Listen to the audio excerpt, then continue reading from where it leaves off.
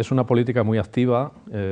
que es la de una antigua superpotencia que hoy es gran potencia y que pretende, por un lado, aprovechar la coyuntura actual en la que los hidrocarburos indudablemente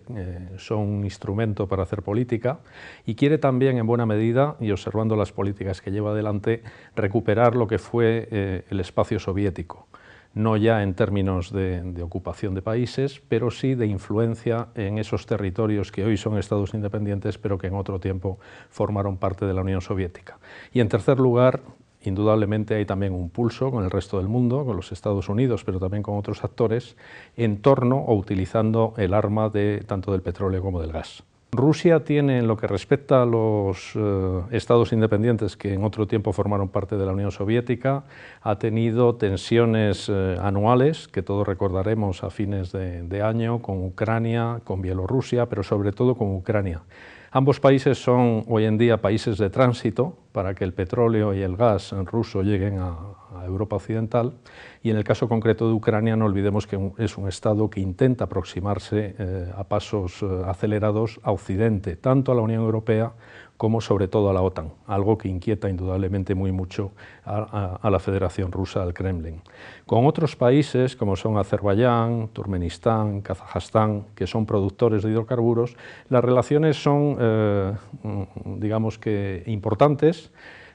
con algunos, sobre todo con Kazajstán, más fácil que con los otros, pero en cualquier caso están en buena medida centradas en esta cuestión que es la cuestión energética.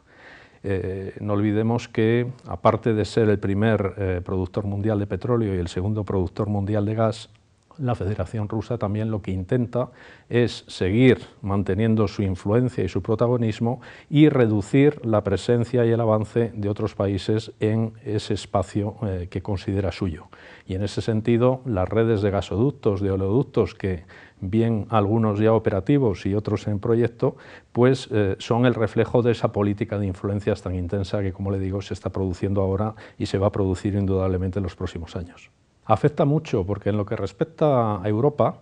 no es tan importante para el caso español, pero sí lo es para otros Estados miembros de la Unión Europea. Piense usted en Polonia, piense en la República Checa o en los Estados Bálticos, que dependen en buena medida de ese abastecimiento energético por parte de la Federación Rusa. Y Rusia tiene esta llave, que indudablemente lo es y que maneja con gran habilidad,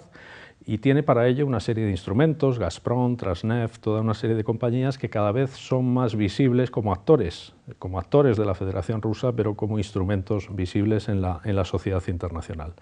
Por otro lado, no olvidemos tampoco que la Federación Rusa es importante de cara a alimentar energéticamente a países emergentes como la República Popular China, y aquí pues compite con Kazajstán, con otros estados, porque todos quieren, por supuesto, hacerse con mercados extremadamente atractivos y quieren hacerse no solo con los mercados en términos económicos, sino también de influencia política.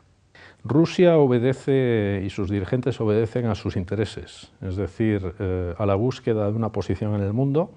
siendo un país, como lo ha dicho recientemente el presidente Medvedev en la cumbre que ha tenido con la Unión Europea a fines de junio en Siberia, siendo un país que sufre la pobreza y que sufre la corrupción, por otro lado tiene una serie de instrumentos que indudablemente le dan brillo en la escena internacional. Y en ese sentido, la defensa de sus intereses pasa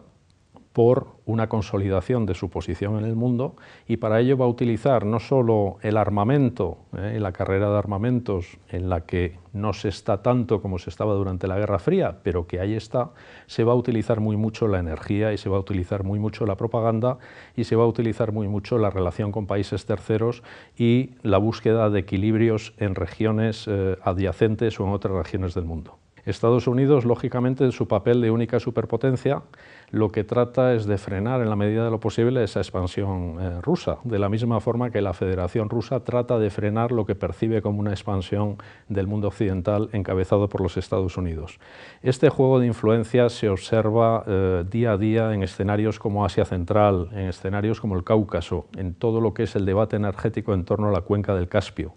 y al tendido o a la planificación de tendidos energéticos, sean oleoductos o gasoductos, desde esas zonas tan ricas hacia el exterior. Es por tanto un pulso permanente y, si usted me apura, obligado, es decir, cada uno está en su posición y juega sus cartas. y lo hacen como grandes potencias que son, y en el caso de Estados Unidos como superpotencia. Estados Unidos, además, no lo olvidemos, se erige en el defensor de la transición rápida de países que en otro tiempo pertenecieron a la esfera de influencia soviética o que pertenecieron incluso a la Unión Soviética, al mundo occidental. Y eso es percibido desde el Kremlin, desde Moscú, pues como una agresión y como digamos que un proceso de someter a la Federación Rusa a una situación de acoso que para ellos es inaceptable.